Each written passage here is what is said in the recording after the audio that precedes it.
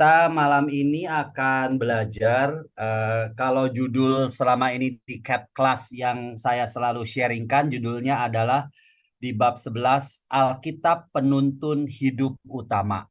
Mungkin sebelum saya sharingkan tentang bahan, saya mau mencoba ingin mendengarkan angkat tangan aja pakai tanda. Siapa di sini yang membaca kitab suci setiap hari? Di ini aja dikasih sign pakai ini reaction.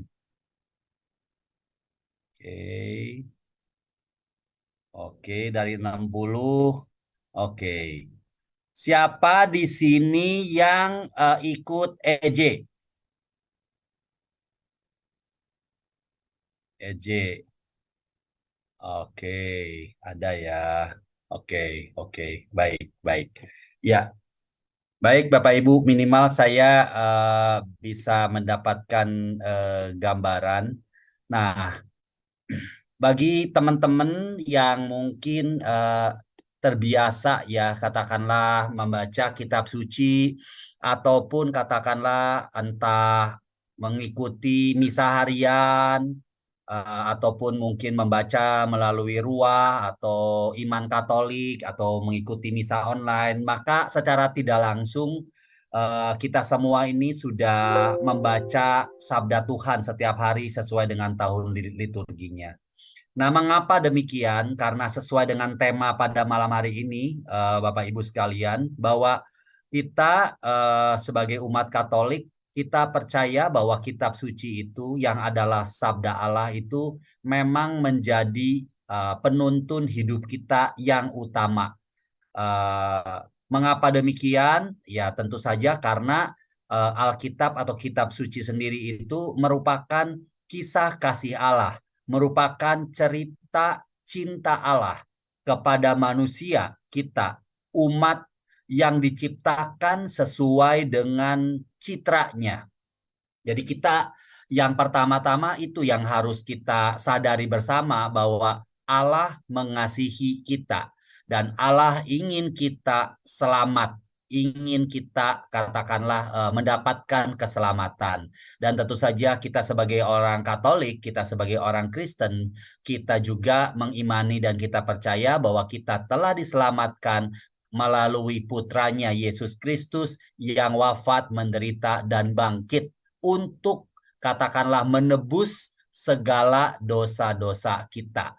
Itulah sebetulnya mungkin yang kurang lebih Bapak Ibu telah pelajari selama katakanlah di dalam 10 bab terakhir di Credo Aku Percaya Syahadat Iman kita. Nah, pada malam hari ini kita akan mencoba juga belajar tentang bagaimana sih sabda Allah itu memang bisa kita gunakan, kita menjadi alat iman kita dan juga terutama kita sebagai katekis, bagaimana sih kita nanti uh, ingin menjadikan sabda Allah atau kitab suci itu kita gunakan ketika kita mengajar katakanlah sebagai katekis di paroki masing-masing.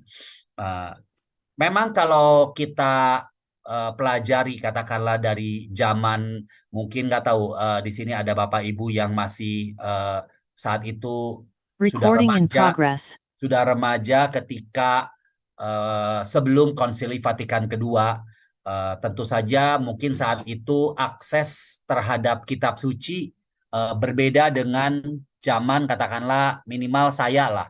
Walaupun saya dibaptis di kota kecil, saat itu saya ingat pada saat saya menjadi katekumen, saya diberikan oleh guru agama saya itu sebuah kitab. Tapi kitabnya yang kita karena kita di kampung saat itu saya mendapatkan kitab Perjanjian Baru. Ya namanya juga di daerah ya Bapak Ibu tidak banyak hiburan. Jadi apa yang saya lakukan saat itu tuh saya baca si kitab suci itu perjanjian baru aja kita nggak punya perjanjian lamanya ya. Jadi kita hanya baca ya saat itu dibagi terus kita baca dari cerita Matius dan seperti Bapak Ibu ketahui ketika kita membaca Wahyu udah mulai seram karena udah mulai gambar-gambar lambang-lambang dan lain sebagainya. Namun demikian, kalau Bapak Ibu perhatikan apa yang terjadi, katakanlah minimal di Keuskupan Agung Jakarta, kita melihat bahwa umat Katolik, kecintaan umat Katolik terhadap kitab suci sudah sangat luar biasa. Saya nggak perlu cerita di apa ya, Serpong itu EJ-nya sangat luar biasa juga di sana, dan semakin banyak orang mencintai kitab suci, orang membuat renungan, orang membuat jurnal-jurnal, orang membaca kitab suci untuk mengenal kira-kira apa yang Tuhan ingin katakan kepada kami. Ada juga mungkin beberapa komunitas-komunitas yang membaca 3 bab satu hari, sehingga dalam setahun bisa membaca lengkaplah seluruh kitab suci. Nah, kita oleh karena itu kita harus apa ya, punya kepercayaan diri bahwa kita sebagai umat Katolik, bahwa kita tidak kalah gitu loh. Dalam arti kata ketika dibandingkan sama saudara-saudari kita yang Protestan, di mana memang kelihatan, kalau saya ketemu teman saya kemarin di Central Park, dia pulang dari gereja dan selalu yang dijinjing di tangannya di dalam masukkan ke dalam tas adalah kitab suci.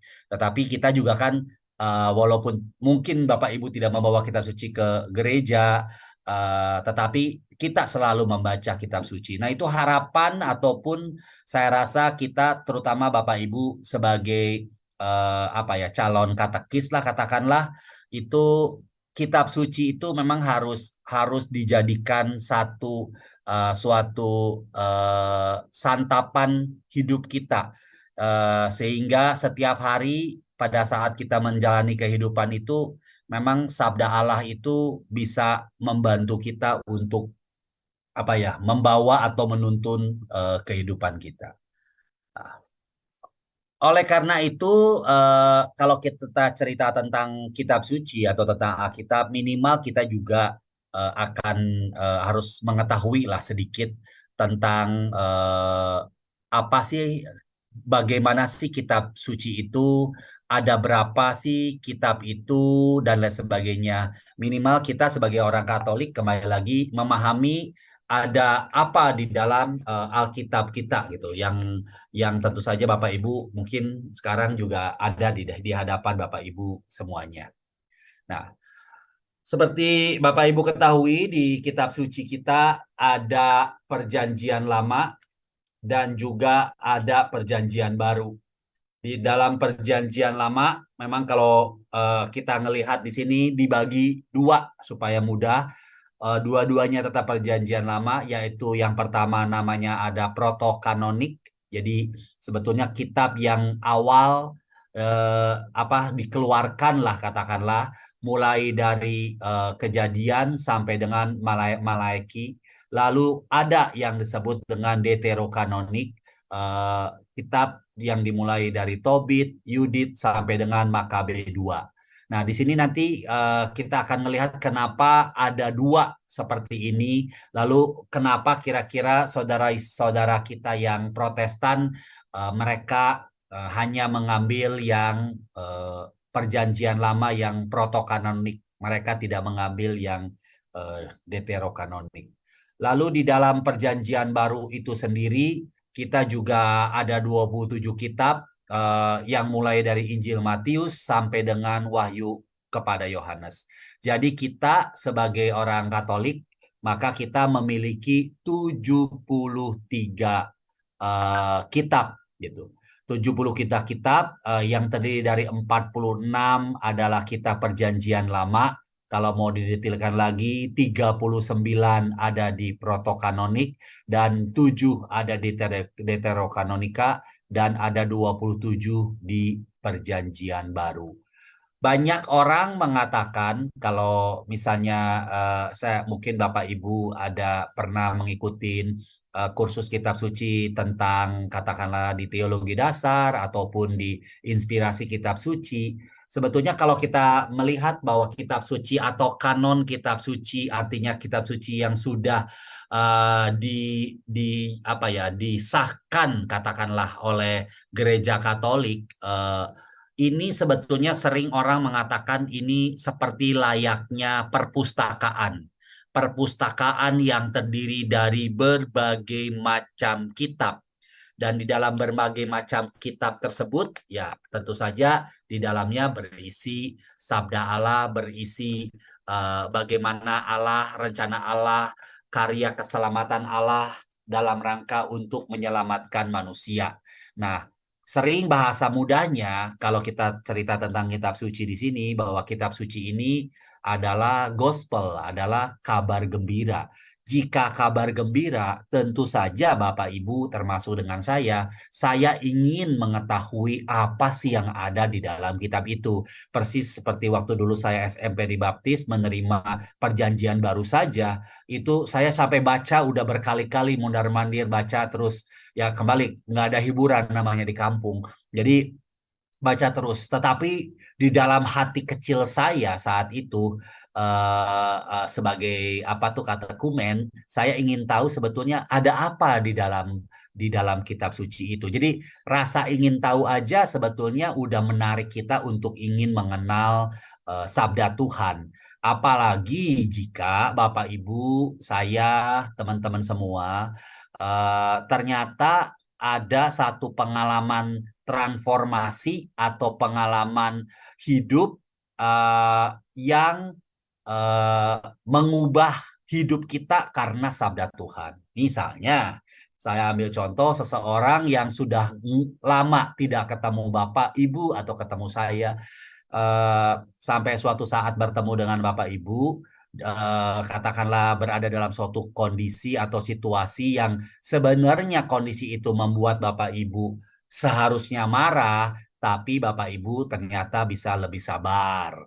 Mungkin teman Bapak Ibu saat, lu kok orangnya jadi berbeda ya sekarang ya? Kok lu bisa jadi sabar? Atau dalam satu keluarga, ataupun teman, atau lingkungan, atau komunitas, di mana seseorang yang menyakiti hati Bapak Ibu, lalu kemudian Bapak Ibu bisa memaafkannya. Lalu tentu saja teman-teman Bapak Ibu pernah bertanya kepada Ibu, kok lu bisa sih maafin dia? Kan dia udah keterlaluan sama lu. Oh enggak, gua rasa ya mungkin dia sedang hilaf. Nggak apa-apa, gua nggak ada masalah kok. Nah kalau ditanya dari dalam hati kecilnya, kenapa dia dimampukan untuk memaafkan? Mengapa dia dimampukan untuk katakanlah apa katakanlah bertobat ataupun lebih sabar? Karena orang tersebut ternyata membaca bacaan ataupun satu perikop di dalam kitab suci yang menginspirasi dirinya gitu.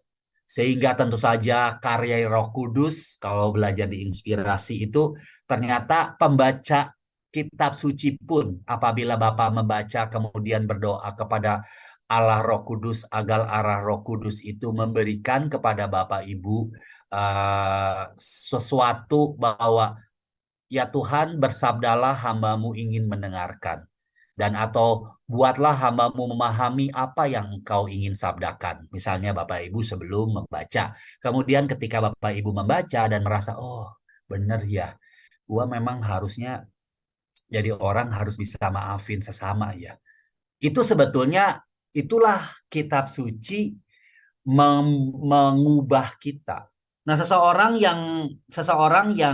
yang pernah atau mengalami kasih Tuhan melalui sabdanya, maka orang tersebut udah pasti dia akan mengasihi, dia akan menjadikan sabda Allah itu harta yang utama. Dan Bapak Ibu dan saya pasti ingin selalu mengecap sabda Tuhan. Seperti lagu di Mazmur kan betapa apa lihatlah betapa sedapnya Tuhan. Kan sebenarnya kalau dibayangkan seperti itu karena apa namanya setiap sabda yang kita kunyah dan bisa mengubah hidup kita itu yang sebetulnya apa membuat kita bisa mencintai kitab suci. Setelah itu Bapak Ibu ingin memperdalam bagaimana kitab suci, ingin memperdalam surat-surat, ingin memperdalam kitab-kitab yang ada di dalamnya.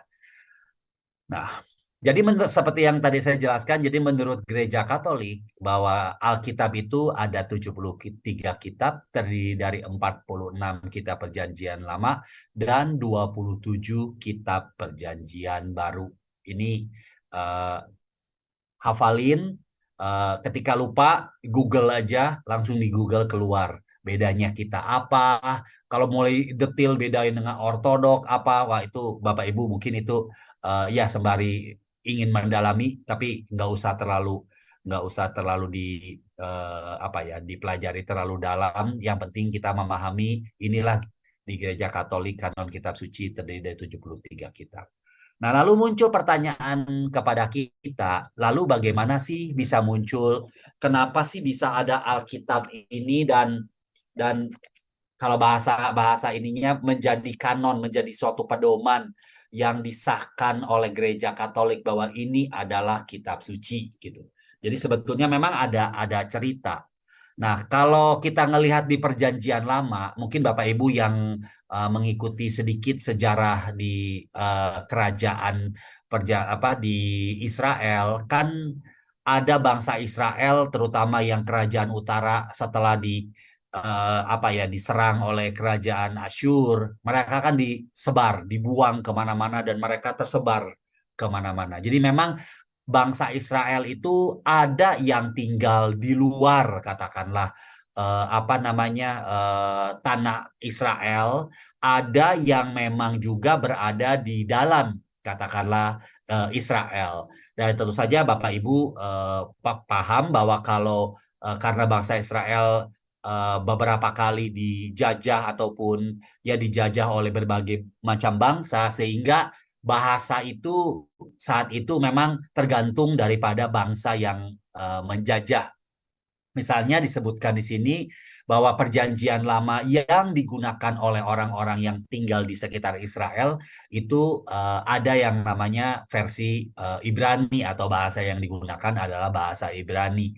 Sementara katakanlah yang digunakan di luar Israel karena mereka kebanyakan saat itu dalam penjajahan sebelum Romawi ada bangsa Yunani, maka mereka menggunakan bahasa Yunani yang digunakan di luar Israel, mungkin daerah Alexandria, daerah Mesir sana, daerah Mesir ataupun di daerah-daerah dekat Syria sana, karena mereka tinggal menjadi diaspora, tinggal di sekitar katakanlah di luar bangsa Israel. Nah, uh, hal ini memang jadi di awalnya kitab ini memang berbeda gitu, berbeda isinya, bahasanya berbeda. Nah ini mungkin eh, bahasa aslinya apakah bahasa Ibrani, lalu kemudian mereka terjemahkan katakanlah menjadi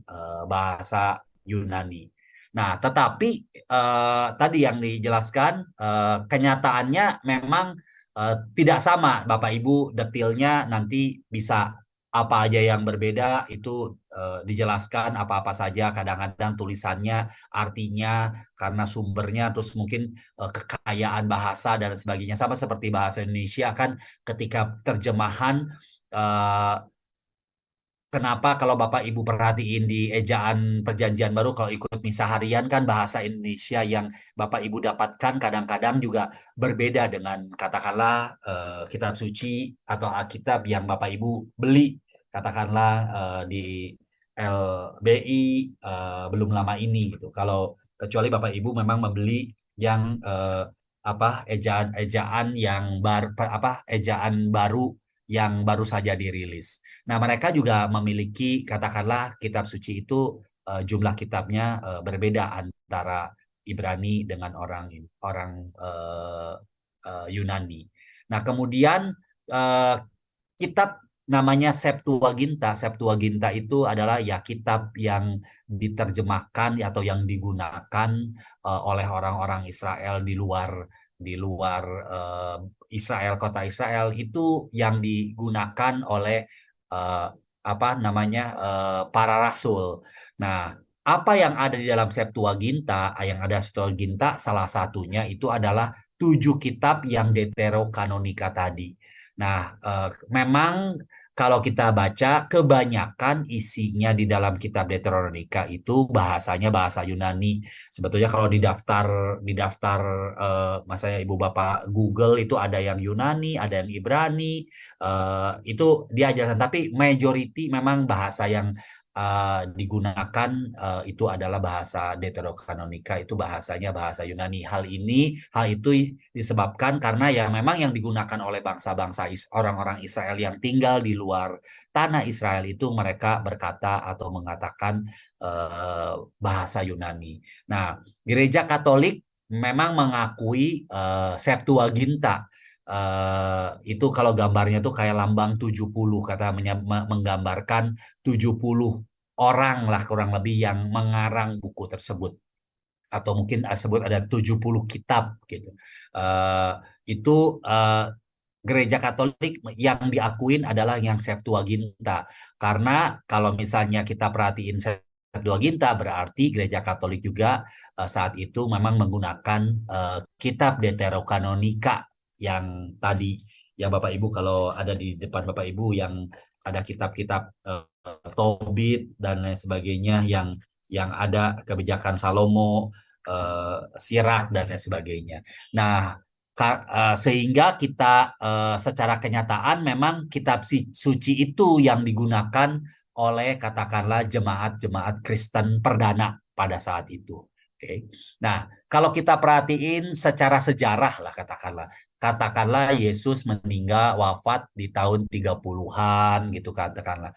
Nah, jadi saat itu di tahun 90 sampai 100 sebetulnya kanon Yahudi, yaitu yang benar-benar kitab suci yang diinikan diakui oleh orang Yahudi itu sebetulnya baru dikeluarkan dan tidak mencakup kitab-kitab Deuteronika. Semuanya baru diterima juga saat itu tuh terjadi di abad kedua. Jadi bayangkan hampir 200 tahun sebetulnya saat itu jemaat Kristen itu memiliki kitab katakanlah yang termasuk Deuterokanonika yang digunakan katakanlah oleh orang-orang Kristen perdana sebagai sabda Allah. Kembali lagi Bapak Ibu, jangan dipikirkan ada perjanjian baru ya, jangan. Ini hanya perjanjian lama saja. Nah, kemudian kapan Gereja Katolik menetapkan kanon Alkitab sehingga apa yang ada di tangan Bapak Ibu semua itu secara sah lah katakanlah itu diakui atau ditetapkan oleh gereja. Saat itu ditetapkannya itu di abad pertengahan, yaitu di tahun 1546 dalam Konsili Trente. Jadi kalau Bapak Ibu perhatikan sebetulnya banyak sekali pertemuan para uskup yang kita sebut konsili untuk membahas begitu banyak hal, baik itu tentang iman, tentang siapa Yesus, tentang kitab suci dan lain sebagainya. Nah, khusus untuk kitab suci, kanon kitab suci akhirnya diputuskan dalam Koncili Trente melalui dekret The Canonicis Scripturis. Nah, ini isinya adalah tadi yang seperti yang saya jelaskan, isinya adalah 73 kitab yang terdiri dari 46 kitab perjanjian lama dan 27 kitab perjanjian baru.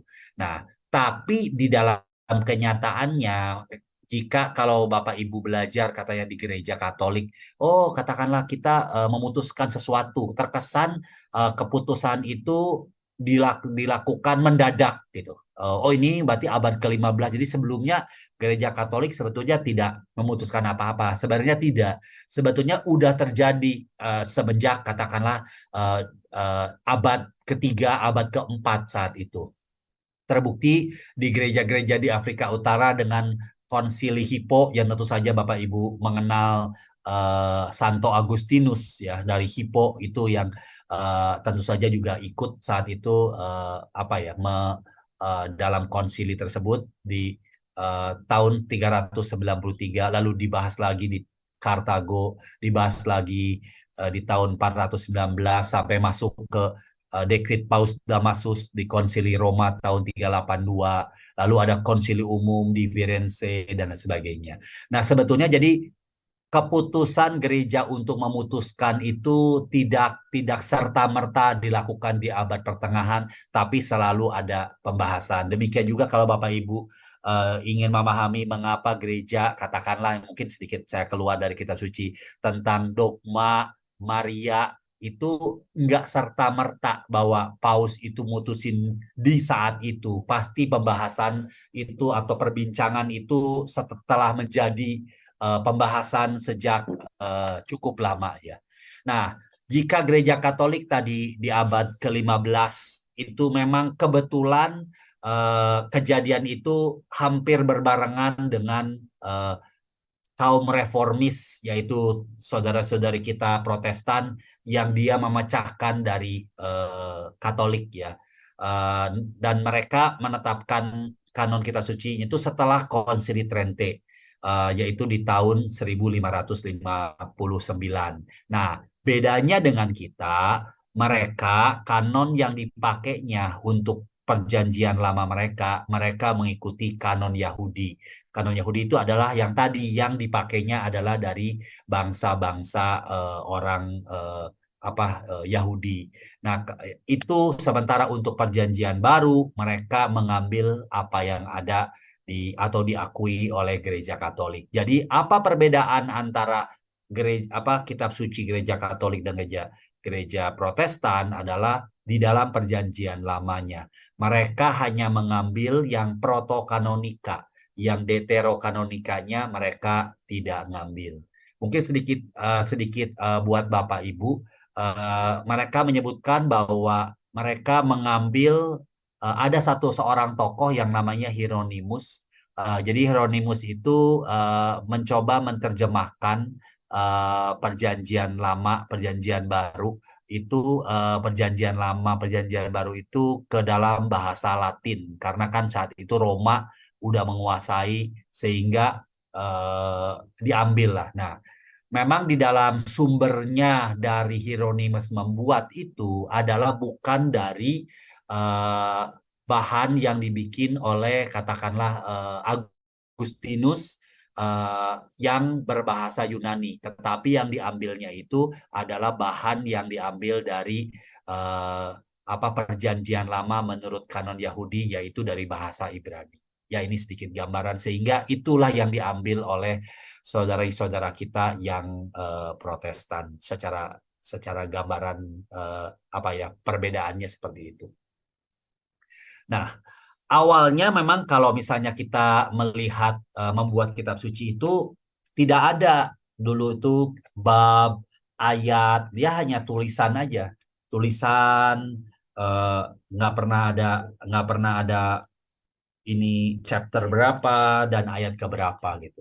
Maka sebetulnya penentuan katakanlah kitab itu, jumlah kitabnya, isi-isi dalamannya itulah yang sebetulnya kita percaya sebagai hasil keputusan gereja. Nah, di sini kita sebenarnya saya katakan ini saya mengikuti perkembangan katakanlah kitab suci. Kita patut bersyukurlah sebagai orang Katolik karena nanti juga saya jelaskan karena kita itu memiliki wewenang, kita memiliki gereja yang memiliki wewenang atau kuasa untuk mengajar sehingga atau agar ketika kita membaca kitab suci kita bisa mengetahui kebenaran itu. Nah, mungkin berbeda dengan saudara-saudari kita yang Protestan, di mana setiap orang mungkin hamba Allah, pendeta, ketika membaca kitab suci, dia bisa membaca dan bisa menginterpretasi. Ada salah satu pendeta Protestan satu yang agak mencengangkan bahwa mengatakan bahwa Yesus itu menurutnya itu tidak sehakikat dengan Allah. Wah, ini sampai heboh. Ini sekarang nih, bukan zaman dulu. Ini sekarang pendetanya terkenal. Padahal kalau saya ngikutin khotbah-khotbahnya tuh sebenarnya dekat sama Katolik gitu. Padahal bukan, saya lebih menderita, tidak terlalu mendukung ke persepuluhan gitu. Tetapi ketika bercerita bahwa dianggap bahwa Yesus itu mestinya tidak sehakikat dengan Allah, itu langsung sama orang-orang yang bukan orang Katolik sama orang Protestan juga itu langsung dipertanyakan pendeta. Nah, pertanyaannya kan sebenarnya kita mana berani, misalnya saya Ibu Teresia atau Ika gitu. Menurut saya ini begini. Kita kan mau ketika bingung kan, Tanya siapa Romo Uut, tanya Romo Joseph, atau tanya siapa yang bisa ini, atau kita cek di Katolisitas gitu. Oh, ini kurang-kurang lebih seperti ini. Oh, di katekismus ngomongnya begini. Oh, ada Santo bilangnya begini. Oh, gereja bicara begini. Jadi kita ketika ketika ingin meninterpretasikan itu seperti layaknya siapa namanya? eh aduh namanya tuh yang ada satu ketemu sida-sida, terus kemudian sida-sida itu membaca Yesaya, kemudian di diajarkan oleh oleh rasul itu gitu. Nah, itu kan bahwa memang kita, itulah pentingnya berkomunitas. Kalau Bapak Ibu yang katakanlah, aduh Dik, saya sebenarnya mencintai kitab suci, cuman saya nggak ngerti, ikutlah komunitas.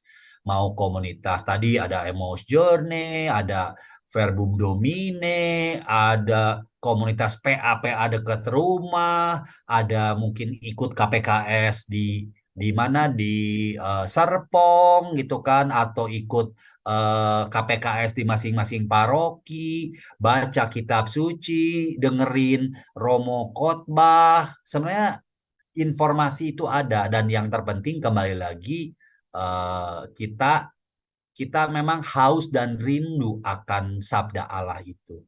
Kemarin belum lama saya ada sharing tentang eh, cerita cinta Allah gitu. Jadi memang kalau kita perhatikan kan eh, Yesus yang adalah Sang Firman gitu menjadi manusia. Kan itu Yesus Firman, itu kan teologi Kristen kan. Begitu besar kasihnya akan dunia ini sehingga ia mengaruniakan putranya yang tunggal menjadi manusia supaya barang siapa yang percaya akan selamat gitu. Nah, itu kan sebenarnya teologi Kristen bahwa yang Sang Sabda itu menjadi manusia. Menjadi manusia kan sama sama kita. Supaya apa? Supaya Allah ingin mewahyukan karya keselamatan itu, kan bahasanya nggak ngerti mungkin. Makanya mau menjadi manusia sama kita agar manusia bisa memahami eh, karya keselamatan itu. Itulah bentuk dari nyata dari kasih Allah kepada kita. Nah, tinggal dalam kita. Kemudian Yesus kan ngajarin, dari ngajarin kan dikumpulkanlah menjadi sabda ini. Nah, kita kan nggak lahir bareng dengan Yesus, jadi kita kan tidak tahu sebetulnya apa yang Yesus mau katakan saat itu. Dan tentu saja kan kalau mau katakan atau bagaimana Allah berkarya untuk menyelamatkan manusia yang terwujud dalam diri Yesus Kristus, kan kita harus baca. Kita harus dengarkan. Oh, ini ya apa yang Tuhan mau ya. Oh, ternyata eh, pada saat di Injil Matius bahkan Yesus sendiri atau Raja sendiri itu, dalam hal ini Yesus itu, sampai menyamakan dirinya dengan sesama yang paling hina. Loh, kok bisa? Oh iya, ternyata Yesus katakan, karena ketika aku lapar, engkau memberi aku makanan. Ketika aku haus, engkau memberi aku minuman. Loh kok, oh itu kok tahu dari mana itu Tuhan Yesus? Iya, karena barang siapa yang kau lakukan bagi saudaraku yang paling hina. Nah, ini kan berarti kan memang Tuhan tadi yang udah menjelma menjadi manusia, lalu Tuhan Yesus juga mencari sampai yang paling bawah, bahkan wafat di salib, dan di dalam Matius 25 itu menjadi saudara yang paling hina. Lalu kita sebagai manusia kan mencoba ya merefleksikan, wow, ini Allah kita ini benar-benar cintanya sangat luar biasa. Eh, saya sebagai manusia rasanya tidak layak untuk dicintai. Makanya kan sama seperti Rasul Petrus di bacaan Injil hari ini. Ketika tahu begitu ditebarkan jaringnya dan banyak ikan, langsung kan Petrus mengatakan, "Ya Tuhan, tinggalkanlah aku karena aku ini orang berdosa." Nah, ini sebetulnya kan kalimat-kalimat dalam Injil ini boleh katakan memang menyayat hati dalam arti kata positif ya. Benar-benar itu membuat kita bisa memikirkan bahwa benar-benar kasih Allah itu luar biasa, Bapak Ibu, teman-teman. Itu yang membuat kita selalu untuk mau mendengarkan dan juga menjalankan gitu, melakukan apa yang sabda Allah itu inginkan gitu. Eh, karena itulah sebetulnya yang membawa kita, menguatkan kita dalam menjalani kehidupan kita seperti layaknya bangsa Israel berjalan dari tanah Mesir ke tanah terjanji. Demikian hidup kita sekarang juga adalah sedang berjalan di dalam penjiarahan di dunia ini. Kalau bangsa Israel diberikan 10 perintah Allah sebagai pedoman hidup mereka, kita di sini pun sebetulnya adalah memiliki kitab suci ini. Makanya, oke, kita paham bagaimana terjadinya kanon kitab suci. Mungkin kalau Bapak Ibu nanti makin kuasai atau pelajari ke dalam, banyak perdebatan di sana sini, mana yang benar, mana yang tidak, dan lain sebagainya. Seringkali kalau saya pribadi, ya saya coba renungkan. Karena pasti Bapak Ibu yang sudah berelasi dengan Tuhan, entah melalui doa ataupun membaca sabdanya, maka Bapak Ibu akan diberikan hikmat, akan diberikan roh pengertian untuk memahami apa yang sebetulnya Tuhan mau. Dan kembali lagi Bapak Ibu, nanti mungkin di terakhir saya akan balik lagi. Cuman kembali lagi, inilah sebetulnya kitab seperti itu. Nah, gereja para rasul atau gereja perdana, yaitu setelah Yesus wafat dan bangkit, itu memang menggunakan perjanjian lama dalam bahasa Yunani. Itu yang saya katakan tadi, namanya Septuaginta, ya, yang mempunyai, saya katakan tadi, kanon lebih banyak. Maka karena itu kemungkinan perjanjian lama dari Septuaginta yang dipakai oleh kita itu kemungkinannya akan menjadi lebih besar. Oleh karena itu gereja para rasul menerima Deuterokanonika sebagai sabda Allah. Lalu kalau ditanya apa bukti-buktinya, nanti kita coba akan bahas satu demi satu. Nah, ada beberapa bukti lah, katakanlah, yang bagaimana penulis perjanjian baru itu mengutip kitab Deuterokanonika. Kalau kitabnya perjanjian lama pasti, apalagi Matius itu kan karena ditulis untuk bagi umat Kristen keturunan Yahudi, maka kitab Matius harus menceritakan bahwa Yesus itu adalah Mesias. Yesus itu adalah penggenapan dari segala nubuat para nabi. Makanya kalau seringkali seperti disebutkan dalam kitab Yesaya, seperti disebutkan dalam kitab, nah selalu ada referensinya dengan perjanjian lama. Tapi yang kali ini adalah untuk mengkonfirmasikan kepada kita bahwa sebetulnya ada loh penulis-penulis perjanjian baru itu sebetulnya mengutip kitab Deuterokanonika, sehingga kita percaya bahwa para rasul saat itu memang menggunakan atau orang Kristen perdana ya saat itu menggunakan kitab Deuterokanonika. Ini ada beberapa contoh di sini, adalah misalnya Santo Matius mencatat pola pikir orang-orang yang menyaksikan penyaliban Yesus dalam Matius 27 42 sampai 43. Pola pikir ini terdapat dalam Kebijaksanaan 2 12-20. Kisah pembantaian kanak-kanak oleh Herodes telah dibuatkan dalam Kebijakan 11 sampai 7. Nah, kita coba ngelihat yang pembantaian kanak-kanak ya. Saya bacakan di Kebijaksanaan 11 ayat 7. Kebijaksanaan Salomo 11 ayat 7. Disebutkan di sini, sebagai hukuman atas perintah pembunuhan kanak-kanak, mereka telah kau beri dengan tidak tersangka-sangka air yang melimpah ruah.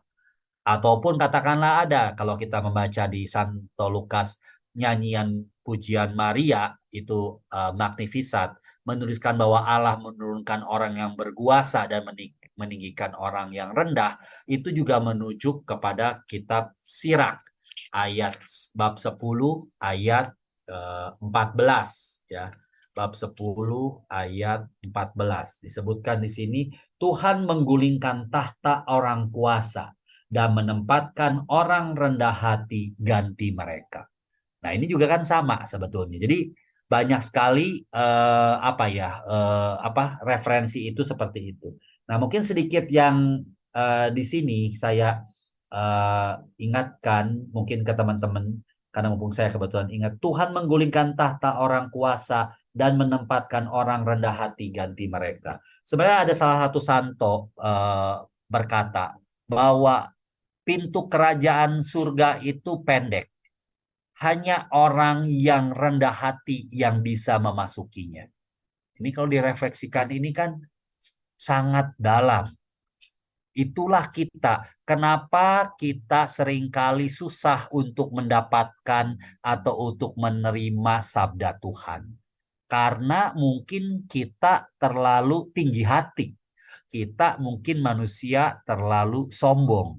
Makanya sama Santa Teresa dari kanak-kanak Yesus pernah berkata, hanya orang yang kecil yang bisa mendengarkan sabda Tuhan. Karena ketika orangnya besar, keakuannya itu menutup telinganya sehingga tidak bisa mendengarkan sabda Tuhan. Nah, oleh karena itu kita Bapak Ibu saya ketika kita ingin belajar, ingin mendengarkan sabda Tuhan, memang perlu berdoa dulu, mohon inspirasi Roh Kudus, mohon kerendahan hati agar dan juga diberikan roh hikmat, roh pemahaman agar kita bisa mengerti apa yang Tuhan ingin katakan kepada kita. Ya, jadi itu yang saya menyinggung ke sana mumpung saya masih ingat. Demikian juga kalau kita sebut Hari Raya Pentahbisan Bait Allah, itu tidak pernah disebutkan di dalam Perjanjian Lama. Itu hanya ada di dalam kitab Deuterokanonika. Kita sebutkan katakanlah di 2 Makabe bab 10 ayat 1 sampai dengan 9. 10, 1 sampai dengan 9. Judulnya pun udah Pentahiran Bait Allah. Ini sebelumnya belum pernah ada gitu. Nah, kalau kita ngelihat emang ada Pak Dik-Dik ya saya bacakan di Yohanesnya.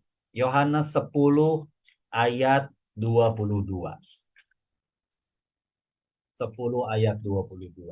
Disebutkan ketika Yesus ditolak oleh orang Yahudi. Tak lama kemudian tibalah hari raya Pentahbisan Bait Allah di Yerusalem. Ketika itu musim dingin. Nah, jadi kembali lagi di sini apa namanya dikatakan bahwa kitab Deuterokanonika itu memang kitab yang digunakan oleh gereja perdana saat itu. Dan kembali lagi banyak penulis-penulis perjanjian baru katakanlah yang mengutip. Demikian juga Yesus juga mengutip. Misalnya dalam Markus 9 katakanlah ayat 48, Markus 9 ayat 48, di sini disebutkan di mana ulat-ulat bangkai tidak mati dan api tidak padam. Itu merujuk kepada kitab Sirak 27 ayat 6. Kalau kita masuk ke Sirak 27 ayat 6. Sirak 27 ayat 6. Bentar ya, Bapak. 7,6. Nilai ladang yang ditampakkan oleh buah pohon yang tumbuh demikian pula bicara 27. Demikian pula bicara orang menyatakan isi hatinya. Oke. Nanti coba saya cek lagi yang ini 27 ayat 6. Nah, sebenarnya sorry itu Yudit ya. Yudit 16 ayat 17. Sorry tadi saya salah ambil. Yudit 16 ayat 17. Celakalah sekalian bangsa yang melawan bangsaku. Pada hari penghukuman dihukumlah mereka oleh Tuhan yang Maha Kuasa. Didatangkannya api dan ulat ke dalam daging mereka dan selama-lamanya mereka menangis kesakitan. Jadi memang apa ya maksud saya tuh banyak ini bukti-bukti lah katakanlah yang menyatakan bahwa saat itu kerajaan gereja perdana gereja para rasul itu menggunakan perjanjian lama yang termasuk Deuterokanonika. Lalu pertanyaannya buat kita adalah, lalu bagaimana atau di mana sebetulnya kitab suci itu di dalam hidup gereja? Kita tentu saja kalau kita cerita hidup dan kita cerita tentang gereja, kita dalam arti kata gereja sebagai satu persekutuan, Bapak Ibu. Makanya tadi pertama kali saya akan bertanya ke Bapak Ibu, siapa di sini yang membaca kitab suci? Siapa yang di sini yang ikut Emmaus Journey, KPKS dan sebagainya? Eh, Apapun itu aktivitas atau komunitas yang Bapak Ibu telah lakukan, itu menunjukkan bahwa sejak Konsili Vatikan kedua benar-benar gereja itu menempatkan kitab suci sebagai tuntunan hidup. Jadi disebutkan Alkitab adalah quote and quote buku gereja. Buku gereja yaitu Sabda Allah, buku iman, dan juga santapan kehidupan gereja. Itu yang saya katakan tadi, betapa nikmatnya Tuhan, gitu kan. Di dalam Alkitab, gereja melihat ungkapan imannya. Jadi justru kalau kita ingin tahu bagaimana sih iman orang Katolik, orang Kristen, ya kita harus baca di kitab suci. Kalau kita ingin tahu bahwa Yesus adalah Sang Juru Selamat yang telah menyelamatkan hidup kita, eh, bahkan dia rela walaupun dia kaya, tapi dia mau miskin agar kita yang miskin bisa menjadi kaya. Itu kan itulah love story, itulah kasih Allah. Sehingga ketika kita membaca, kita akan terenyuh, kita akan terkesima dengan betapa baiknya Tuhan kepada kita gitu. Sehingga kita sampai disadarin sebagai satu persekutuan, sebagai suatu gereja dan juga sebagai bagian dari tubuh mistik Kristus, nanti yang akan saya jelaskan lagi, itu adalah bahwa eh, sabda itu membuat kita hidup, dan sabda itu juga membuat kita bisa membantu sesama gitu. Nah, oleh karena itu gereja melihat kitab suci itu sebagai buku yang suci dan ilahi pertama kali, ya karena kita percaya sebagai orang Katolik, dan gereja juga mengatakan bahwa kitab kitab suci itu diinspirasi oleh Roh Kudus gitu penulisannya. Jadi Alkitab merupakan hukum dan kaidah tertinggi dari iman gereja. Sehingga kitab suci itu adalah mengungkapkan iman gereja.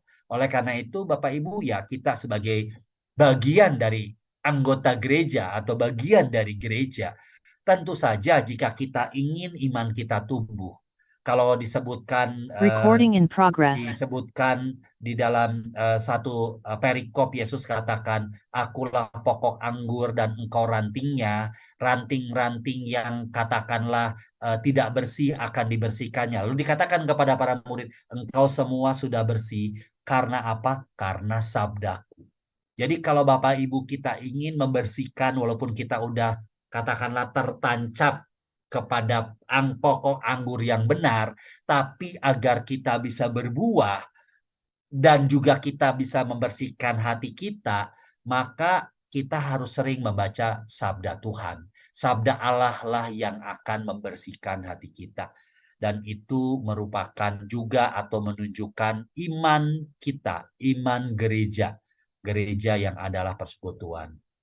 Oleh karena itu, nah ini akan nyambung. Gereja selalu menghormati kitab suci seperti menghormati tubuh Kristus, gitu kan? Karena kalau dikatakan kan kenapa ini nyambung dari satu ini?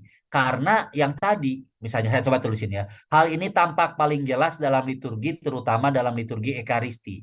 Hanya ada satu meja santapan kehidupan gereja yang terdiri dari meja sabda Allah dan meja tubuh Kristus. Kalau saya nambahkan di sini, ketika Tuhan Yesus bercerita, akulah roti hidup, ya kan? Akulah roti hidup. Terus banyak orang murid-murid yang lain tidak kuat untuk mendengarkannya, akhirnya mereka meninggalkan. Lalu tersisa di sana beberapa murid-murid, tentu saja yang 12 murid. Lalu Yesus tanya, loh kamu kenapa nggak ikut pergi? Lalu Petrus mengatakan, ya Tuhan, saya mau pergi kemana lagi? Sabdamu adalah sabda hidup yang kekal. Nah, jadi di sini sebetulnya ada dua, sabda hidup dan roti hidup. Jadi kalau kita tadi mengatakan bahwa sang sabda telah menjadi manusia dalam bentuk roti. Kemudian sabda itu hidup. Makanya kita di dalam Ekaristi ada dua. Ada liturgi sabda, kita harus mendengarkan sabda itu. Harus kita resapin, jangan begitu udah doa pembukaan, langsung kita duduk, aduh lumayan, oke saatnya saya untuk buka HP. Justru itulah momen yang penting. Selain kita ke gereja untuk menerima tubuh Kristus, tapi kita juga apa pesan Tuhan di bacaan hari itu? Apa yang ingin Tuhan katakan kepada saya? Itu sangat penting. Karena ya itu setelah membaca Injil, katakanlah, Romo akan berkata, berbahagialah orang yang mendengarkan sabda Tuhan dan tekun melaksanakannya. Mendengarkan satu sisi. Tetapi bagaimana kita menghidupi sabda itu, yaitu dengan cara kita harus melakukannya. Karena kalau kita tidak melakukannya adalah sama seperti yang anak sulung yang mengatakan, ya, ya, diminta tolong sama papahnya, tetapi dia tidak melakukannya. Makanya itulah penting. Kemudian setelah kita memahami sabda Tuhan, mendengarkannya, lalu kemudian kita menerima, katakanlah, sang sabda yang menjadi manusia itu dalam bentuk tubuh Kristus. Sehingga pada saat kita menerima hosti, selalu kan doa setelah komuni, selamat datang di dalam tubuhku ya Tuhan, seperti yang kau katakan, barang siapa makan tubuhku, aku tinggal di dalam dia dan dia tinggal di dalam aku. Sehingga itulah menyatakan bahwa gereja merupakan tubuh mistik Kristus. Kalau gereja tubuh mistik Kristus, jadi kita ketika melihat saudari-saudara kita yang kesulitan, kita jangan ngomporin, jangan menghina, jangan malah ngomongin. Yang kita perlu adalah kita harus bantu karena merupakan satu tubuh Kristus seperti Satu Paulus katakan. Kalau yang saudara sebelah sana sakit, kita harus merasa bahwa Tuhan juga ikut merasakan kesakitannya sehingga kita yang dirasakan katakanlah mampu untuk menolongnya, kita harus menolongnya. Itulah yang disebut dengan tubuh mistik Kristus. Kita merupakan satu persekutuan para kudus ya nantinya kalau Bapak Ibu ngikutin daripada kredo para rasul. Ya. Lalu setiap orang Kristen hendaknya berusaha untuk mempunyai pengenalan yang lebih baik dan luas mengenai sabda Allah itu. Santo Hieronymus, seorang bapak gereja yang saya katakan tadi berkata, barang siapa tidak mengenal kitab suci, ia juga tidak mengenal Kristus. Jadi jangan berkata, saya tahu Tuhan Yesus dari mana? Dari TV. Saya tahu Tuhan Yesus dari mana? Dari TikTok. Saya tahu dari Tuhan Yesus dari mana? Dari Reel. Baca kitab suci dan biarkan Yesus menyapa kita secara pribadi. Itu sapaan itu yang membuat kita akan mengenalnya. Terutama yang saya katakan tadi, jika kita mengalami kasih Tuhan melalui sabdanya. Sabda Allah itu mengubah hidup kita. Sabda Allah itu membuat kita menjadi orang yang lebih baik. Sabda Allah itu membuat kita menjadi papa yang lebih baik. Mama yang lebih baik. Menjadi anak yang lebih baik. Menjadi saudara yang lebih baik. Itulah sebetulnya buah daripada sabda Allah. Itu yang harus Kenapa? Karena kalau kita perhatiin, sang sabda menjadi manusia, berarti kan kita dengerin manusianya kan kita, yaitu anak Allah yang diciptakan sesuai dengan citranya. Kita pun menerima tubuh Kristus karena kita menjadi satu mistik dengan Tuhan Yesus. Nah, kita kan tanpa disadarin, kita ini menggambarkan seperti the living Christ. Kita harus menunjukkan juga bahwa kita hidup itu kita membawa Kristus yang hidup di dalam kehidupan kita. Itulah buah dari sabda. Itulah buah yang ekaristis kalau kata Bapak Uskup dulu tuh. Gitu kan. Terima tubuh Kristus ketika udah pulang, diutus, benar-benar keluar dari gereja, kita harus menjadi orang yang tertransformasi karena kita telah menerima sabdanya dan kita telah menerima tubuhnya. Itu santapan jiwa, santapan rohani yang membuat kita hidup. Coba kalau di sini Bapak Ibu yang misa harian, seringkali saya pernah suatu saat saya mau meeting di temen lah di daerah Sudirman, kemudian saya coba saya misa di Teresia. Terus pulang dari Teresia, saya ketemu lah sama dia. Lu dari mana lu? Saya bilang, oh ya habis misa. And he is Catholic juga, dia orang Katolik. Oh, lu misa tiap hari ya? Iya. Damai dong lu. Itu saya sempat bertanya, apakah itu pertanyaan ataukah itu sebenarnya pertanyaan retorika? Artinya retorika itu bahwa semua orang tahu. Ketika kita datang ke gereja, kita mengucap syukur setiap hari, kita menerima tubuhnya, kita menerima sabdanya.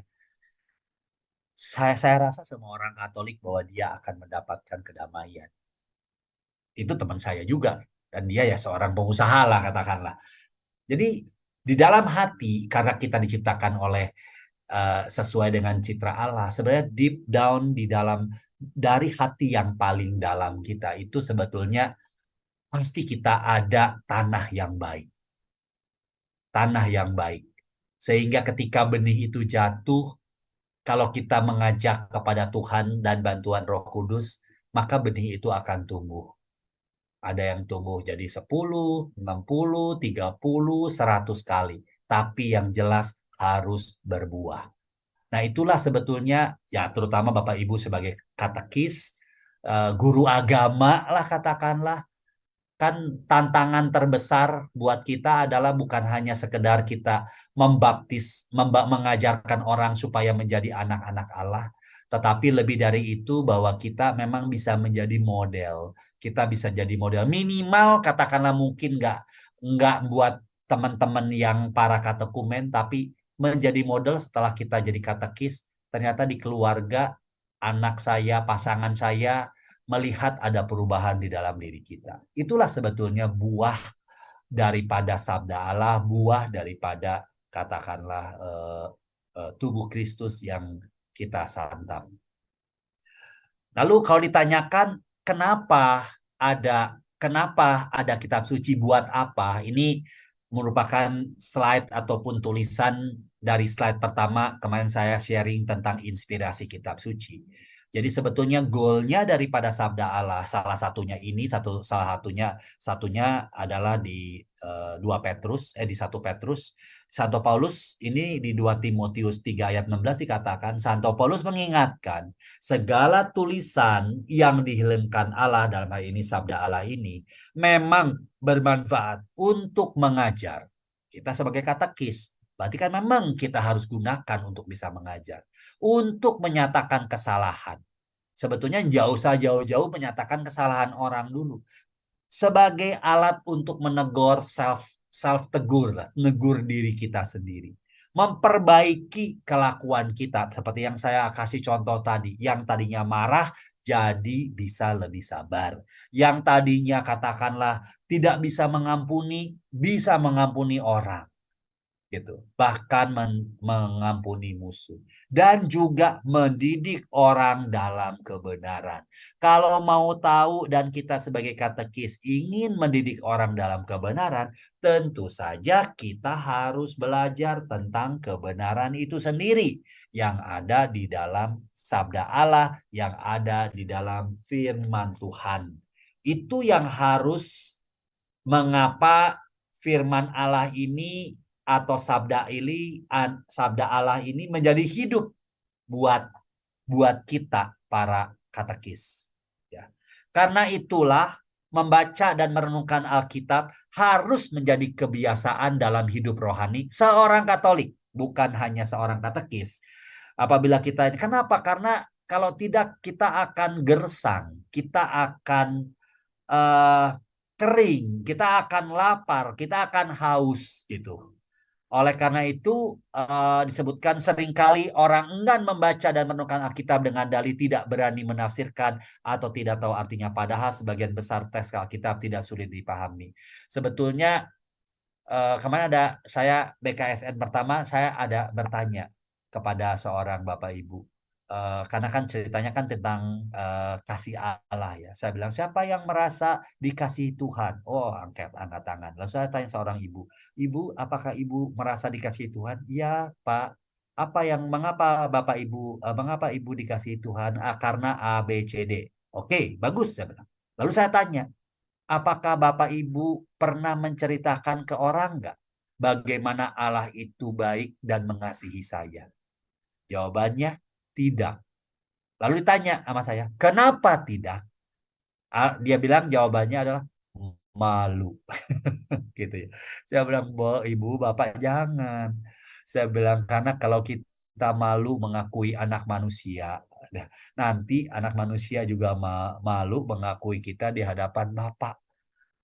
Jadi inilah sebetulnya kita orang Katolik. Jangan takut kalau mungkin Ika ngikutin World Youth Day, salah satu tema yang terpenting itu adalah sekarang evangelisasi.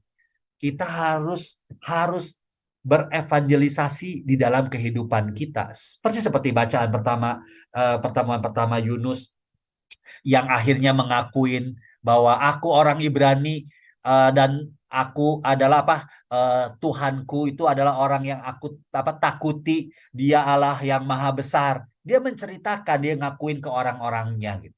Itulah sebetulnya, jangan pernah malu Bapak Ibu. Makanya sebenarnya kan pasti Bapak Ibu kalau sudah mengalami kasih Tuhan tadi di dalam dalam setiap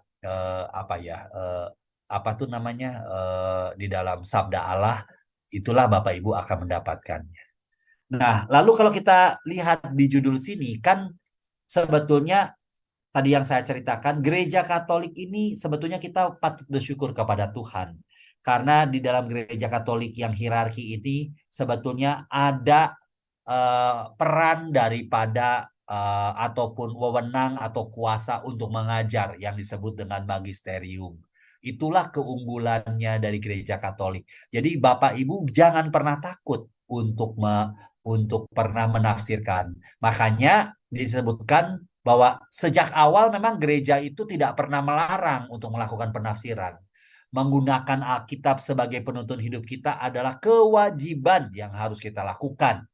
Namun, tadi saya katakan, kita tidak hanya membaca Alkitab bersama Roh Kudus, tetapi juga bersama iman gereja sesuai dengan tradisi hidup gereja. Ya tadi, misalnya berkomunitas. Itu emang orang-orang dulu, mereka baca bareng-bareng, diskusi, BKSN, ketemu di lingkungan, coba mendengarkan apa yang Tuhan inginkan tentang kasih dan keselamatan. Nah, di sini, kalau gereja Katolik memang kan ada surat gereja, ada katekismus gereja Katolik, Dei Verbum, dogma Katolik dan sebagainya. Itu sebetulnya kuasa daripada gereja Katolik magisterium. Makanya di sini magisterium adalah ya paus, dalam hal ini adalah sebagai paling tinggi lah dari hierarki itu, bersama dengan semua uskup itu menjadi pewaris sah kuasa Petrus dan para rasul untuk terus mengajar, katakanlah apa yang diajarkan para rasul. Itu disebut dulu namanya tradisi rasuli, diteruskan sampai dengan sekarang sampai ribuan tahun. Makanya kalau kita katakan yang berada di dalam tangan Bapak Ibu ini umurnya sudah kenyataannya ribuan tahun. Jadi ini pasti tidak mungkin ini sesuatu bisa bertahan sampai ribuan tahun kalau Allah tidak menginspirasi ataupun tidak ada kuasa Roh Kudus di dalam tulisan ini. Ya. Makanya tadi saya katakan di sini, itulah keunggulan gereja Katolik. Kita harus patut bersyukur, katakanlah dibandingkan dengan rekan-rekan kita di mana masing-masing daripada pendeta dia bisa membuat tafsirannya masing-masing. Disebutkan di sini di dalam 2 Petrus 3 ayat 16, dalam surat-suratnya, yaitu surat Paulus, itu ada hal-hal yang sukar dipahami, sehingga orang-orang yang tidak memahaminya dan tidak teguh imannya memutarbalikannya menjadi kebinasaan mereka sendiri. Sama seperti juga yang mereka buat dengan tulisan-tulisan yang lain. Nah, oleh karena itu mungkin perlu lah, katakanlah diperlukan. Maka yang terutama yang harus kamu ketahui ialah bahwa nubuat-nubuat dalam kitab suci tidak boleh ditafsirkan menurut kehendak sendiri. Sebab tidak pernah nubuat dihasilkan oleh kehendak manusia, tetapi oleh dorongan Roh Kudus, orang-orang berbicara atas nama Allah. Nah, di sini kan udah jelas, inilah makanya kita karena adat tradisi dari para rasul dan gereja Katolik diteruskan oleh paus, para uskup, maka kita percaya bahwa mereka meneruskan, sering keluar tulisan-tulisan gereja, ajaran-ajaran gereja. Pasti hal tersebut gereja apa ya eh, memberikan kuasa pengajaran agar gereja Katolik juga tetap relevan, katakanlah, dengan perkembangan zaman. Lalu bagaimana Alkitab atau kitab suci di dalam katekese? Nah, kalau di dalam kita sebagai katekis atau ketika kita mengajar, kita harus mencari makna dari setiap kutipan ataupun perikop kitab suci yang sesuai dan kita mewartakannya dengan cara yang hidup. Saya katakan ke Bapak Ibu tadi, sebetulnya bagaimana sih caranya kita mewartakan agar bisa mewartakan dengan cara hidup, agar bisa menyentuh hati daripada katakanlah para katekumen ataupun calon yang akan dibaptis, ataupun di keluarga ataupun di mana. Sebetulnya yang penting pertama sekali lagi bahwa sabda Allah itu telah mengubah kita. Sabda Allah itu membuat saya bertobat. Sabda Allah itu membuat saya berubah. Ketika Bapak Ibu sudah mengalami itu dan membangun relasi dengan Tuhan melalui sabdanya, maka Bapak Ibu relatif akan bisa menjelaskan, akan bisa membagikan, akan bisa bercerita kepada orang lain, kepada sesama tentang bagaimana sabda Allah itu mengubah manusia. Bagaimana sabda Allah itu menjadi tuntunan hidup manusia. Karena kita sendiri pun mengalaminya. Jadi pengalaman pribadi gitu kan, yang kita alami itu yang membuat kita bisa menjadi atau membawakan sabda Allah di dalam katekese atau pengajaran kita. Di dalam Alkitab, Kristus yang hidup, itu yang saya katakan tadi, itu kita temukan dan kita wartakan. Oleh karena itu kita harus hati-hati agar tidak menjadikan sabda Tuhan yang hidup, Kristus yang hidup itu justru menjadi mati karena perwataan kita yang kurang menarik. Jika saya percaya, sangat percaya, Bapak Ibu sekalian, 81 orang termasuk saya, pasti kita semua pernah mengalami akan kuasa sabda Allah. Saya percaya itu. Coba renungkan kapan kejadiannya. Kalau Bapak Ibu bisa, tulislah di dalam renungan. Kalau Bapak Ibu ingin bagikan, bagikanlah kepada sesama. Bagikanlah kepada keluarga bahwa Tuhan telah menyelamatkan saya. Bahwa saya hidup karena Tuhan. Bahwa saya punya semangat karena Tuhan. Bahwa saya bisa mengalahkan kebiasaan buruk saya karena Tuhan. Nah, itu banyak hal-hal itu. Kalau Bapak Ibu ada kesempatan menonton film Pope Exorcist, jangan dipusingin ketakutan filmnya, tetapi lihat kata-kata yang dikatakan oleh Romo-Romo itu. Di dalam film itu, sebelum mereka melakukan exorcism, artinya menginikan apa ya, roh jahat, mereka berdua dengan segala keterbatasannya, kelemahannya, walaupun mereka Romo juga adalah manusia sama dengan kita juga adalah orang yang berdosa. Mereka mengaku dosa satu dengan yang lainnya. Itu di film itu benar-benar saya langsung terpikir sama saya, memang baik sekali jika kita mengaku dosa. Selesai nonton film itu, besokannya saya ke gereja, Andreas, saya ngaku dosa. Dan saya sangat lega. Jadi kalau Bapak Ibu di rumah ada entah apalah, katakanlah apa namanya, eh, kurang damai sama pasangan, sama anak, sama apa, ada baik kalau bisa pergi satu keluarga berdoa atau pergi mengaku dosa. Itu sebenarnya mirip seperti kisah di BKSN pertama. Kan Yunus dicemplungin dan ngaku dosa itu kan sebenarnya membuat jadi beres. Dicemplungin bertobat, dicemplungin ke dalam apa? Ke dalam ikan paus. dan kemudian langsung kapal itu menjadi tenang. Itu saya nonton film itu gitu. Itulah kan sakramen, itulah tanda kehadiran Tuhan. Kita orang Katolik gunakan itu Bapak Ibu. Sangat luar biasa. Dan kembali lagi itu juga sama karena benar-benar kita ketika udah indah, ketika kita lega, maka sama seperti saya juga bisa sharing ke Bapak Ibu. Pergilah mengaku dosa. Dan kita akan ketika menjadi katekis, eh, kita akan melayani Tuhan dengan lebih tenang. Lalu suka ada yang tanya, Pak Dik emang ngaku dosa baiknya kapan? Natal Paskah? Sering saya bilang, gimana ibarat kalau rumah kita dibersihinnya Natal sama Paskah doang. Pasti berdebu semua kan. Nah mungkin ada baik kalau kita mengaku dosa seperti yang dilakukan sebetulnya di gereja Andreas di sini Kedoya itu. Selesai Jumat pertama, romonya buka.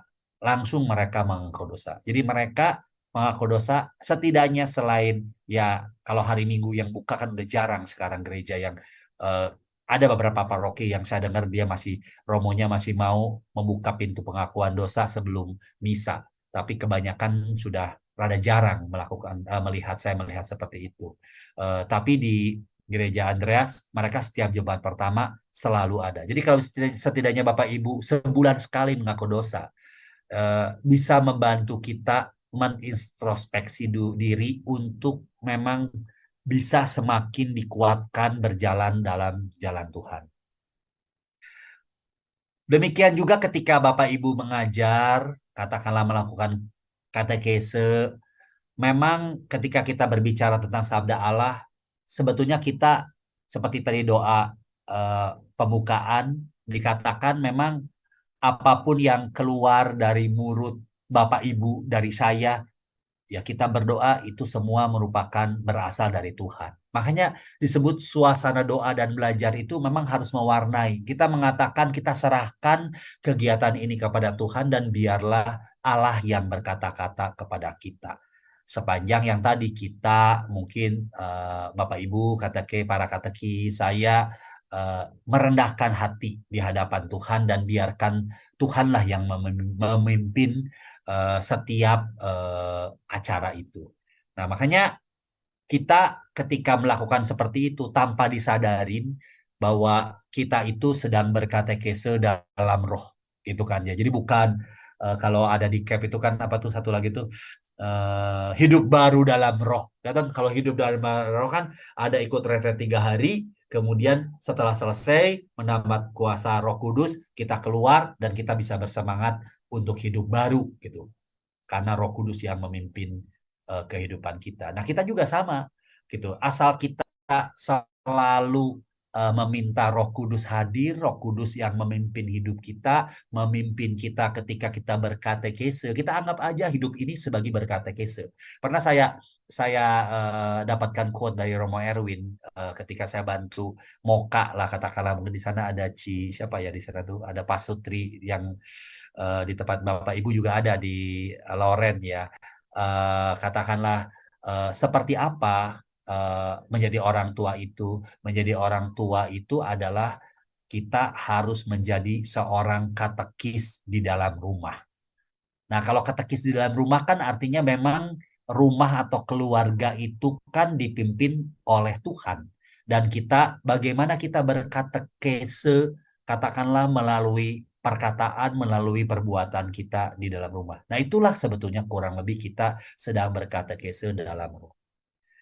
Namun kita tidak hanya membaca Alkitab bersama Roh Kudus, tapi juga bersama iman gereja yang Bapak Ibu udah pelajarin ya, yaitu katekismus sesuai dengan tradisi hidup gereja. Kalau ada keraguan tentang penafsiran ayat Alkitab, kita mencari rujukannya, antara di katekismus, dokumen gereja, saya katakan tadi konsultasi dengan Romo, cek di katolisitas gitu. Uh, saya sekarang lagi mengikuti atau Bapak Ibu ada suka ngikutin. Saya ngikutin Catechism for a Year yang bikin adalah Father Mike. Dia 2 tahun lalu membuat Bible of the Year dan menjadi paling banyak yang didownload di seluruh dunia saat itu, sampai 200 juta yang download Bible for the Year. Sekarang beliau bikin podcastnya untuk Catechism for the Year.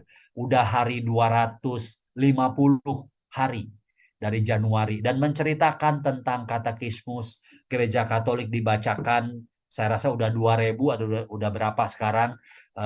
Kita dengerin hanya 15-20 menit sembari jalan ke kantor, sembari dengerin apa, sembari kita refleksikan hidup kita.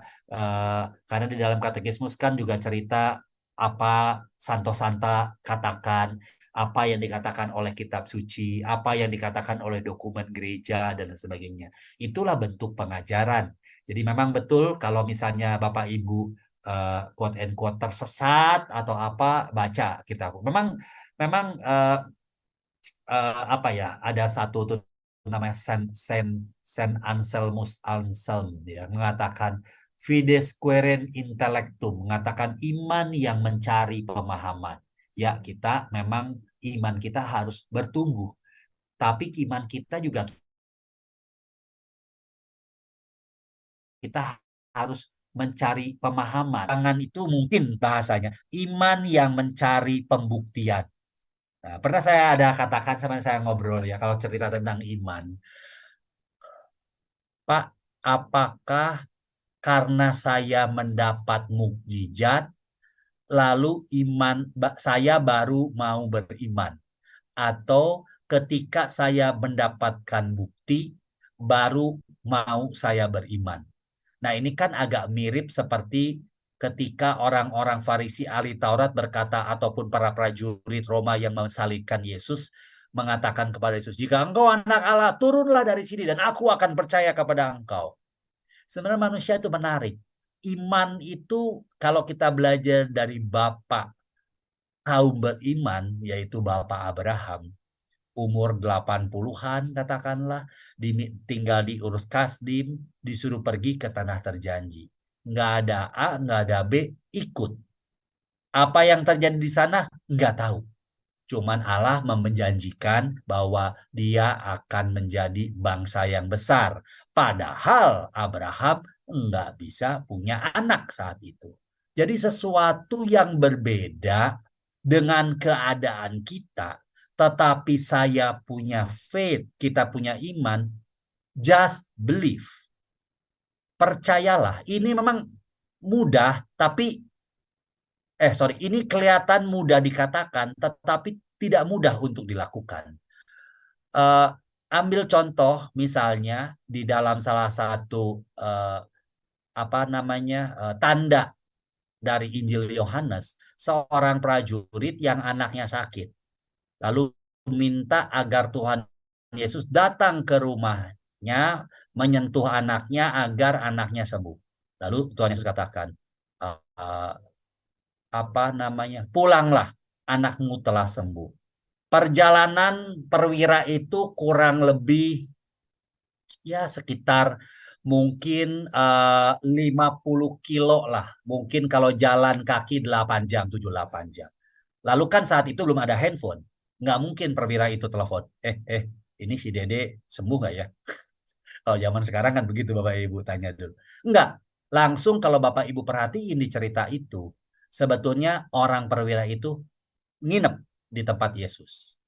Besok paginya baru pulang, baru di perjalanan ketemu sama anak buahnya dan mengatakan anaknya telah sembuh. Iman itu seperti itu. Just believe. Makanya ada salah satu santo mengatakan bahwa beriman itu adalah percaya akan sesuatu yang belum terjadi dan Allah akan memberikan berkat atau hadiah kepada kamu, yaitu menjadikan apa yang engkau imani. Nah, ini kan benar. Jadi kalau sering kita melihat ada orang, saya mau melihat mujizat supaya beriman, boleh dikatakan itu di salah satu ya, kalau saya dengar, itu adalah the weakest faith. Jadi iman yang paling weak, paling lemah itu adalah ketika iman yang meminta suatu mujizat. Nah, ini mungkin buat kita direnungkan pelan-pelan, apa sih yang dimaksud dengan ini? belajar dari Bapak Abraham, belajar dari perwira itu. Just believe. Hanya percayalah. Itu yang perlu kita inginin, lakukan. Lalu kalau di zaman modern ini seperti apa? Mungkin yang bisa kita lakukan adalah surrender. Surrender dan mempercayakan hidup kita ke dalam penyelenggaraan ilahi, kalau orang Katolik bilang. Providential Deus sebutnya. Dan ya kita kerjakan apa yang Tuhan inginkan. Eh, karena ketika kita taat dan setia menjalankannya, maka kita akan mendapatkan apa yang Tuhan janjikan. Karena Allah itu adalah Allah yang maha kasih dan setia. Setia itu kan berarti everlasting, Alpha dan Omega. Kitanya yang nggak setia, kitanya selalu turun naik. Tetapi ketika kita jatuh, ketika kita jauh dari Tuhan, jangan lupa seperti anak yang bungsu, cepat-cepat pulang. Dia katakan, mendingan jadi upahan papa saya. Upahan papa saya lebih enak hidupnya daripada saya anaknya yang berdosa yang meninggalkan Tuhan. Nah ini sebetulnya di kitab suci itu Bapak Ibu banyak hal yang baik yang sebetulnya bisa menggerakkan hidup kita. Yang bisa kita bagikan kepada sesama. Ya, kita alami secara pribadi, Bapak Ibu baca, mendengarkan, nonton pengajaran-pengajaran yang baik di YouTube katakanlah, terus kemudian tulis, resapin, dengerin Romo Joseph, Romo Uut, siapa ada ini, terus kemudian kita coba bagikan ke keluarga apa reaksinya dan minta hikmat dari Tuhan dan ya kita bisa berkatekese dengan baik tentang sabda Allah. Demikian juga Bapak Ibu, seperti yang saya katakan tadi, bisa belajar dari tokoh-tokoh kitab suci. Abraham tadi saya udah jelaskan tentang Samuel ketika mendapat panggilan. Saya kemarin sharing juga ke teman-teman. Kalau Bapak Ibu diminta oleh siapa gereja, kamu jadi ketua lingkungan ya, kamu jadi seksi ini, seksi itu. Percayalah itu adalah panggilan Tuhan. Boleh Bapak Ibu bilang, oke, saya nggak bisa langsung jawab. Pulang rumah, berdoa kepada Tuhan. Tuhan, inilah aku, pakailah aku sesuai kehendak-Mu. Nah, ini kan bentuk surrender. Oke, besok pagi, oke, saya jadi ketua lingkungan. Ya Tuhan, terima kasih. Kalau kita mengamini panggilan Tuhan, percaya Bapak Ibu, artinya Tuhan sedang mengasihi kita. Itu percaya. Harus percaya itu. Karena dari sekian banyak, kenapa Tuhan pilih kita? Nah, seperti Samuel, ya Tuhan, ini aku, bersabdalah. Ataupun kalau Bapak Ibu dengarkan tentang pengampunan dari Yakob, katakanlah. Bagaimana Yakob ingin takut ketika mau balik sama Esau, takut dibunuh. Dia tinggalin dulu keluarganya. Keluarganya di depan, lalu Yakub malam-malam bergulat dengan Allah. Dan akhirnya Yakub berani dan bisa meninggalkan masa lalunya dan kemudian berdamai dengan kakaknya karena bergulat dengan Allah. Maka disebutkan, engkau bukan lagi Yakub, engkau namanya menjadi Israel. Apa artinya Israel? Artinya bergulat dengan Allah.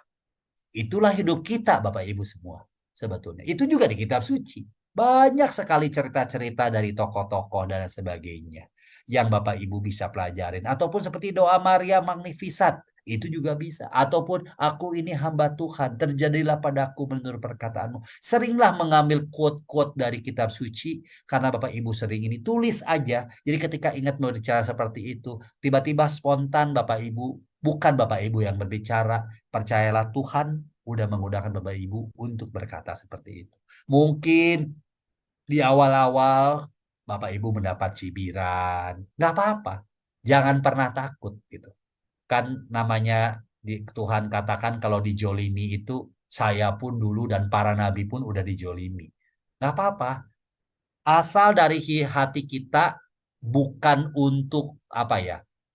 Apa tuh namanya menjadikan semua orang Katolik jadi Kristen. Kemudian karena perbuatan kita dan dia melihat wajah Allah dalam diri kita atau kasih Allah dalam diri kita, kemudian dia menjadi seorang Katolik atau menjadi seorang Kristen. Thanks be to God. Gitu. Tapi itu bukan karena kita. Kita ini hanya sebatas tools. Kalau Santa Teresa atau Bunda Teresa katakan aku ini hanya alat yang dipakai Tuhan. Atau Paulus katakan aku seperti tulisan yang dipakai Tuhan untuk menulis. Terserah penulisnya mau nulis apa. Nah ini maksud saya itu dari beberapa contoh-contoh terakhir ini Bapak Ibu bisa mendapat inspirasi bahwa begitu kayanya kisah cerita, kisah kasih Allah, kisah cinta Allah kepada manusia. Baik oleh tokoh-tokohnya, ataupun perkataan dari para tokoh, perkataan dari Yesus, perkataan dari para Santo Paulus, dari para rasul dan lain sebagainya. Itu sebetulnya bisa menjadi. Nah, caranya gimana ya? Tentu saja kita harus bergulat dengan sabda Allah. Itulah seperti Yakub bergulat dengan Allah. Kita minta mohon kepada Tuhan agar Tuhan memberikan hikmat kepada kita agar kita bisa memahami apa yang Tuhan. Nggak harus benar-benar dihafalin semua. Impossible Bapak Ibu. Biarkan aja dengan sendirinya nanti Bapak Ibu diberikan hikmat oleh Tuhan. Gitu. Jadi nggak perlu Bapak Ibu harus jadi dokter seperti Romo Joseph lah. Nggak usah gitu. Tapi ya dari ajaran Romo Joseph apa yang ingat kita bagilah di keluarga, di mana sebagainya. Oke. Jadi Alkitab yang digunakan secara tepat dalam katekese akan memberi kehidupan karena sabda yang hidup. Pertumbuhan iman. Orang itu jadi semangat. Semangat karena Kristus Yesus. Semangat karena sabdanya. Kepenuhan hubungan dengan Tuhan. Relasi. Jadi dikit-dikit Tuhan apa yang kau mau? Ya Tuhan aku lagi susah nih. Mau seperti apa? Dan biarkan Tuhan bersabda. Dan sudah mulai jauh di dalam hati manusia seperti yang saya katakan tadi. Karena kita diciptakan Allah sesuai dengan image-nya. Di dalam hati kita percaya Bapak Ibu ada tanah yang baik. Ada tanah yang subur. Percayalah. Karena itu semua memang diberikan dan ciptakan oleh Tuhan. Jadi firman Tuhan yang diambil dari Alkitab atau dari kitab suci itu bisa menembus hati dan dibawakan dalam tradisi gereja, makanya kita sampai dengan sekarang akan menyatukan semua dimensi hidup Kristiani seseorang, baik itu dengan meditasi, taise, bisa belajar, ibadat, ikut misa, bisa praktek-praktek, menjadi saksi firman Tuhan. Memang kalau ditanyakan, aduh Dik, apakah saya seperti Petrus, apakah aku layak ya? Loh, kita ini udah dibaptis. Kita ini sudah diberikan Roh Kudus oleh Tuhan. Kita ini udah menerima krisma. Dan kita udah diberikan kekuatan oleh Tuhan untuk menjadi saksinya.